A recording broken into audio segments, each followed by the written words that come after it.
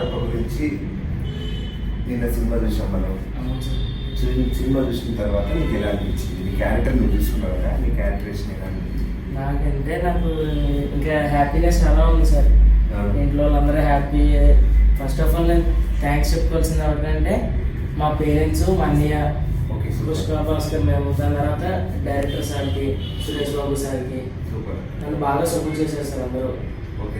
అలాగే నాకు యాక్టింగ్ నేర్పిన మీకు చాలా చాలా థ్యాంక్స్ సార్. ఓకేనా? ఇంకేది సినిమాలో నీకు ఏమనిపించింది? అంటే ఆ సినిమా చూస్తున్నప్పుడు అంటే ఫస్ట్ టైం ఒక సినిమాలో అందరూ చిన్న చిన్న రోల్స్ చేస్తారు. ఒక పెద్ద యాక్టర్తో వెంకటేష్ బాబు గారితో కలిసి చేయడం అనేది అది చాలా అచీవ్మెంట్ అనమాట నీ లైఫ్లో. నీకు ఎలా ఫీల్ అనిపించింది ఆయనతో కలిసి యాక్ట్ చేసి? అంటే నాకు స్ట్రగ్లింగ్స్ కూడా ఉన్నాయి సార్. 3 years నుంచి వెళ్ళడం, చిన్న చిన్న మూవీస్లో చేయడం, పెద్ద మూవీస్లో చేస్తే కట్ చేసేయడం చాలా జరిగింది. బట్ నేను సినిమా చూస్తే చేసింది నేనేనా, ఇంత పెద్ద క్యారెక్టర్ చేసింది నేనా అని బాగా కొంచెం ఎమోషనల్ గా అనిపించింది సార్. అయితే చాలా రోజుల తర్వాత కలిసావు. సో ఇది నారప్ప రిలీజ్ ఉంది. సో ఎలా అనిపిస్తుంది ఫస్ట్? అంటే చాలా హ్యాపీగా ఉంది సార్. నాన్న అంటే ఇన్ని స్ట్రగుల్స్ పడ్డాను, ఇన్ని స్ట్రగుల్స్ తర్వాత నన్ను నేను చూసుకుంటున్నానంటే ఫుల్ హ్యాపీ.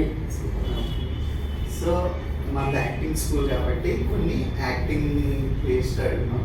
ఇప్పుడు తమిళ్లో కెన్ చేశాడు కదా, నువ్వు చేసావు ఇక్కడ.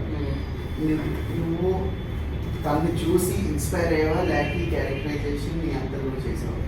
అంటే నేను తను చూసి ఇన్స్పైర్ అవుతున్న టైంలో డైరెక్టర్ సార్ నువ్వు తను చూడకమ్మా, నీకు ఎలా అనిపిస్తే అలా చెయ్యి అని డైరెక్టర్ సార్ చెప్పారు, మా సార్ కూడా చెప్పారు.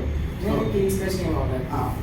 ఈ సినిమా ఎలా వచ్చింది అంటే ఎలా ఈ అప్రోచ్ ఎలాగైంది, నీ కాస్టింగ్ ఎలాగైంది, ఎలా చేసుకున్నావు? కాస్టింగ్ అంటే పుష్ప భాస్కర్ మేడం ఉంటారు. మేడం వచ్చేసి మా అన్నయ్యకి ఫోన్ చేశారు. ఫోన్ చేసి పలానా బాలాజీ సార్ నెంబర్ ఇచ్చారు. ఇంకా బాలాజీ సార్ గారితో కలిసి ఇంకా ఆడిషన్కి వెళ్ళాను. రాజమండ్రి నుంచి హైదరాబాద్కి ఆడిషన్ అంతా జరిగింది. ఇంకా ఫైనలైజ్ అయ్యే టైంలో సురేష్ బాబు సార్ ఏమో సార్ని పిలిచారు. సార్ ఏమో ఇంకా డైరెక్టర్ సార్ అందరూ కలిసి ఫైనలైజ్ చేశారు. మెయిన్ అంటే డైరెక్టర్ సార్ ఫుల్ సపోర్ట్ ఇచ్చారు. డైరెక్టర్ సార్ చాలా హెల్ప్ చేశారు. ఫైనల్ గా అందరూ నేను, కార్తిక్, మన సార్, సురేష్ బాబు గారు ఉన్నారు, డైరెక్టర్ గారు ఉన్నారు, కార్తిక్ గారు. మీరు తనకి లొకేషన్ లో నేర్పారు. మీరు ఆ కెన్ చూసి ఇన్స్పైర్ అయ్యారా, లేక మీరు క్యారెక్టరైజేషన్ తనకి తయారు చేశారు? నేను కింద అంత అబ్జర్వేషన్ చేయలేదు. ఆల్రెడీ తనలో ఉన్న టాలెంట్ నేను తను అబ్జర్వ్ చేశాను. ఫస్ట్ డే కలిసినప్పుడే సురేష్ బాబు గారు, శ్రీకాంత్ అడ్డల గారు ఫస్ట్ మీటింగ్లో తనతో మీట్ అయినప్పుడే తను గుడ్ వర్క్ చేయగలుగుతాడండి, తనకు స్టఫ్ని ఆ రోజు గ్రహించాను. సురేష్ బాబు గారు కూడా అదే కాన్ఫిడెన్స్ ఇచ్చిన. ఆ రోజు కూడా సార్ మీరు బాగా చేయగలుగుతాను చెప్పాను. మన సినిమా చూడమన్నారు.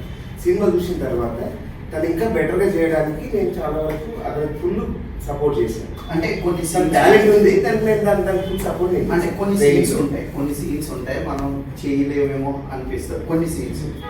సో అలాంటప్పుడు నువ్వు కెన్ని చూసి ఇన్స్పైర్ అవ్వడం, లేక సార్ చెప్పడం నాకు ఎలా చేశారు? సార్ ఎలా చేయించారు నాకు అర్థం అవ్వలేదు. ఎలా చేయించారు అంటే డైరెక్టర్ అంటే సార్ ఒకసారి వీడియో చూడమన్నారు. అతను ఎలా చేసాడో చూడు అంటే యాక్టింగ్ చూడక అతను ఎలా చేసింది అనేది. ఆయన బాడీ ఎక్కడక్కడ ఎలా చేశాడు, ఏం చేశాడు, ఏంటనే చూడమన్నారు.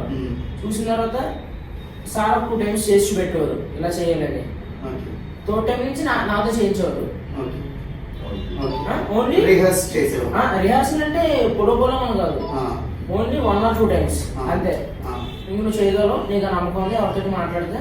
డైలాగ్ డెలివరీ ఎలా చేయించేవారు అంటే మీరు ఎలా పట్టుకున్నారు సార్? డైలాగ్ డెలివరీ ఉంటుంది కదా, అంటే ఆ క్యారెక్టరేషన్ ఆల్రెడీ నేను ఓన్ చేసుకుంటాను. ఆ క్యారెక్టర్ ఓన్ చేసుకొని తనకి ఎక్స్ప్లెయిన్ చేస్తాను ఎలా ఉంటుంది, ఇలా ఆల్రెడీ డైరెక్టర్ గారు చెప్తుంటారు.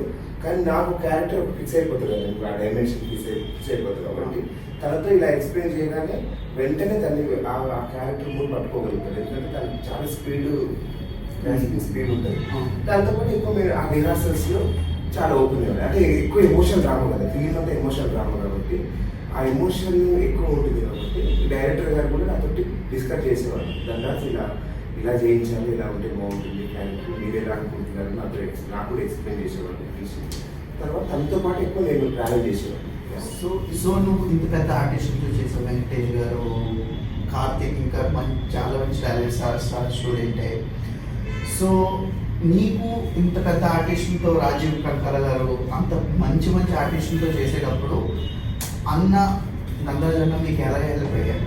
వాళ్ళు చేసే క్యారెక్టర్ సింక్, వాళ్ళు చేసే ఆ సటిల్ యాక్టింగ్, వాళ్ళు చేసే ఎక్స్పీరియన్స్ యాక్టింగ్ నువ్వు ఎలా మ్యాచ్ చేయగలిగావు? ఎందుకంటే నారప్ప అంటే అసురాన్ని అందరూ అంటే చాలా మంది చూశారు. అసురట్ ఆ క్యారెక్టరైజేషన్ నీది, చిన్నప్ప అనేది అంటే త్రూ అవుట్ ద సినిమా నీదే యాక్చువల్లీ. సో ఆ సటిల్ బ్యాలెన్స్ ఎలా చేయగలరు? అంటే వాళ్ళు చేస్తారు హీరోస్ అసలు అందరూ వాళ్ళ క్యారెక్టర్లు చేస్తే సార్ మట్టికి నువ్వు ఏ మూడ్లో ఉన్నావు ఆ మూడ్లో ఉండి ఆయన్ని ఫీల్ అవ్వు, జస్ట్ అలా ఫీల్ అయ్యి మీ ఫాదర్ అన్నట్టు మీ మామ అన్నట్టు ఫీల్ అవ్వి ఆ మూడ్లో ఉండి చెయ్యన్నారు అంతే. సో అక్కడ లొకేషన్లో నందరాజ్ అనే టీచింగ్ నీకు ఎలా ప్లస్ అయింది, లేక ఏమైనా డిసడ్వాంటేజ్ అయిందా? ఏంటి ఆ పర్స్పెక్టివ్ ఏంటి నీకు? అంటే ఇప్పుడు మనం లొకేషన్కి వెళ్తే ప్రిపేర్డ్గా వెళ్తాం, డైలాగ్స్ వస్తే మనం చేస్తాం, కానీ నీకు ఒక గైడ్గా తను నీ పక్కన నుండి మీకు ఇలా చేయాలి ఇది డైలాగ్ డెలివరీ, ఇది నీ సటిల్, ఇది నీ ఎక్స్ప్రెషన్, ఇది నువ్వు కెన్ని చూడు, అసురంలో ఆ క్యారెక్టర్ చూడు, దాని తర్వాత బయటకు రా, దాని తర్వాత నువ్వు ఒకటి తయారు చేయి, ఏదో ఉంటుంది కదా, అది ఎలా బ్యాలెన్స్ చేయగలుగుతారు మీరు? అంటే సారు ఇప్పుడు సీన్ ఉందనుకోండి, ఇప్పుడు ఒక 1 అవర్లో స్టార్ట్ అయితే ఆ 1 అవర్లోనే నన్ను తీసుకొచ్చి ఎవరు లేని చోట చెప్పేవారు అలా చేయాలి ఇలా చేయాలి. ఆ రిహర్సల్లో నీకు ఏం హెల్ప్ అయ్యేది? అంటే జ్ఞాపక శక్తి, అంటే డైలాగ్ డెలివరీ అంతా, అంటే సార్ పాజిటివ్ అవన్నీ చెప్పేవారు. అన్నీ చెప్పేవారు. ఇంకోటి ఏంటంటే రాత్రి ప్లేస్ ఏంటంటే మార్నింగ్ 3 o'clock కూడా లేచి మార్నింగ్ షూట్ ఉంది 8 o'clock అంటే 3 కూడా లేచి రిహార్సల్ చేసేవారు. అంత డెడికేషన్. సో ఈరోజు అంత బాగా చేయగలం అంటే 100% సినిమా రిలీజ్ అయితే రాముకి మంచి పేరు వస్తుంది, ఎందుకంటే దాని హార్డ్ వర్క్ అలా ఉంటుంది. సార్ చాలా పెద్ద అంటే సంపూర్ణ బాబు గారు, కార్తీక్ రత్నం అంటే చాలా మంది మంచి బాంబే నుంచి వచ్చిన యాక్టర్స్కి ట్రైన్ చేశారు. సో ఆ ఎక్స్పీరియన్స్ నీ టాలెంట్ కలిసి నువ్వు ఆల్రెడీ సినిమా చూసావు కాబట్టి నీకు ఏమనిపించింది?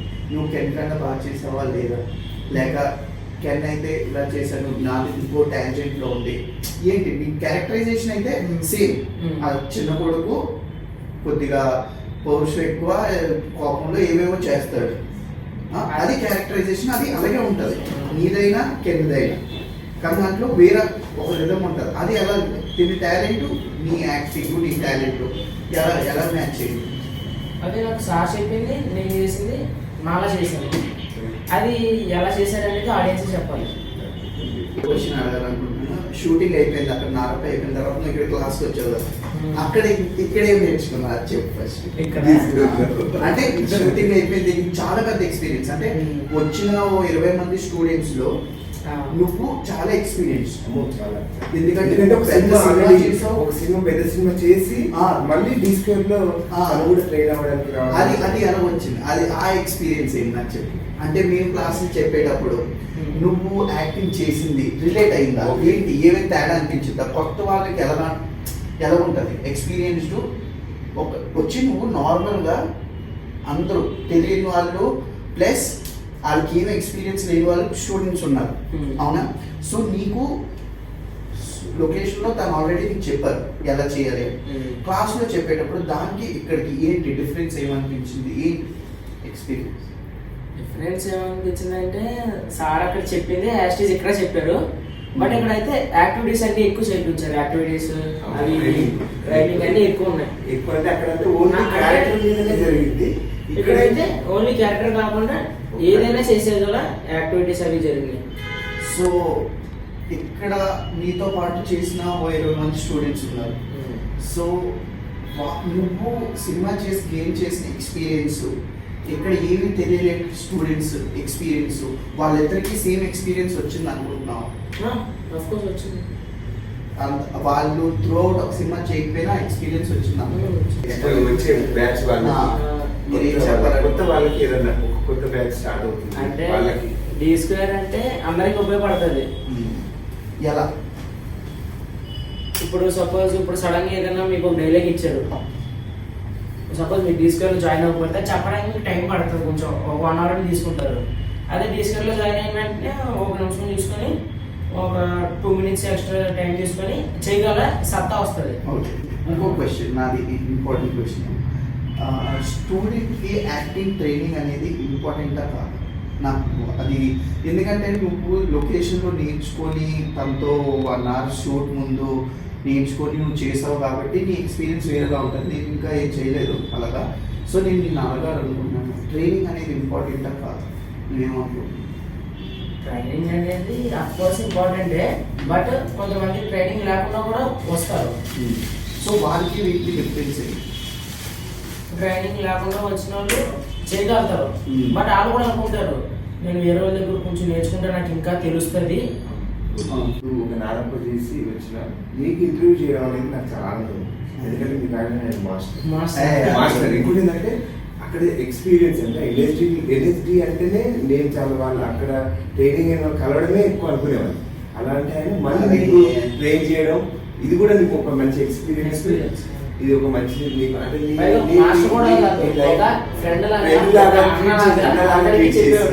ట్రీట్ చేసి అందరం ఒక కలిసి ఒక డీస్క్వేర్ అప్పుడు రాకి మనకి ఇది మీ సంస్థ, మీ మాతృ సంస్థ, నువ్వు ఎప్పుడైనా ఎనీ టైం వెల్కమ్. నువ్వు ఎప్పుడు ఇక్కడ వచ్చి నెక్స్ట్ వచ్చే బ్యాచ్ పిల్లలకు కూడా నువ్వు వచ్చిన ఎక్స్పీరియన్స్ షేర్ చేసుకోవాలి. నువ్వు హ్యాపీగా ఉండాలి. ఇంకోటి ఏంటంటే నువ్వు ఒక హీరోగా ఇండస్ట్రీలో మంచి పొజిషన్ మంచి యాక్టర్గా అంటే నేను ట్రైన్ చేసిన ఒక మంచి యాక్టర్ కావాలని నేను నా ట్రైనింగ్లో గుడ్ యాక్టరే కాకుండా మంచి వ్యక్తిగా కూడా తయారు చేస్తాను. మీకు ఆల్రెడీ మీకు తెలిసి ఉంటుంది అక్కడ ట్రైనింగ్ బిహేవియర్ కానీ ఆ ప్రవర్తన ఉంటుంది. ఇప్పుడు కూడా నువ్వు ఇంక సక్సెస్ అయ్యేది ఇక్కడ నుంచి స్టార్ట్ అయ్యింది. ఇక్కడ నుంచి నీకు మంచి అన్ని మీ భవిష్యత్తులో ప్రతి పెట్టు మంచిగా జరగాలని మీ అమ్మ నాన్నది అమ్మమ్మది మీ అన్నయ్యది నేను వెంకటేష్ గారు. ఇంకోటి ఏంటంటే నాకు ఈ టోటల్గా ఆయన సెలెక్షన్ రోజు ఆ రోజు సెలెక్షన్ రోజు అమ్మ వాళ్ళని నేను చూడలేదు, కానీ ఆ రోజు ఇతను ఆర్టిస్ట్గా సెలెక్షన్ అవుతుంటే నేను హాస్పిటల్లో బయట డెలివరీకి వచ్చినప్పుడు ఒక బయట కొడుకుంటే బయట పెట్టి కంగారు పడుతుంది చూసాను హాస్పిటల్ ముందు. అంతకన్నా ఎక్కువ నువ్వు సెలెక్ట్ అయ్యావా లేదా అని నాకు 100 సార్లు అడగడం. ఏంది అయ్యాడా మావాడు అయ్యాడా అంటే బాబు కొద్దిగా ఒప్పుకోవడం అవుతాడు, ఏ ఇబ్బంది కాదు. అంత సపోర్ట్ ఉన్న మీ బ్రదర్ ఎక్కడ దొరకాలి. అందుకోసం నేను లొకేషన్ దగ్గర నుంచి ఇప్పటి వరకు మీ అన్నలాంటి గుడ్ నీకు నీ లైఫ్లో అమ్మ అంటే ఫ్యామిలీ సపరేట్ అయినా నీకు ఇక్కడ ఫిలిం ఇండస్ట్రీలో మాలాంటి వాళ్ళు మేము డైరెక్టర్ చెప్పారు కాబట్టి ఎవరు చెప్పారు కాబట్టి వచ్చి ట్రైన్ చేయడం మాస్టర్లే. కానీ అంత సపోర్ట్ ఉన్న వాళ్ళు ఇప్పుడున్న జనరేషన్లో దొరకరు.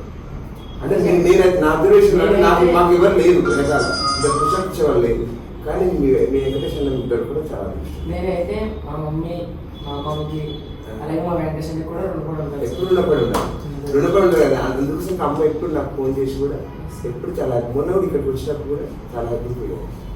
నేను వాళ్ళు వెళ్ళేటప్పుడు కలవలేకపోయాడు, వాళ్ళ గురించి చాలా ప్లానింగ్ చేసుకున్నాను. కానీ నెక్స్ట్ టైం మళ్ళీ వస్తుంది కాబట్టి అందరు కలిసి మనం మంచిగా అందరూ పెట్టాము. Thank you sir. ఈరోజు హ్యాపీగా ఉంది. అంటే ఒక నూతన చిన్నగా అనిపిస్తుంది. ఎందుకంటే నిన్ననే సినిమా చూశాను కాబట్టి హ్యాపీగా ఉంది.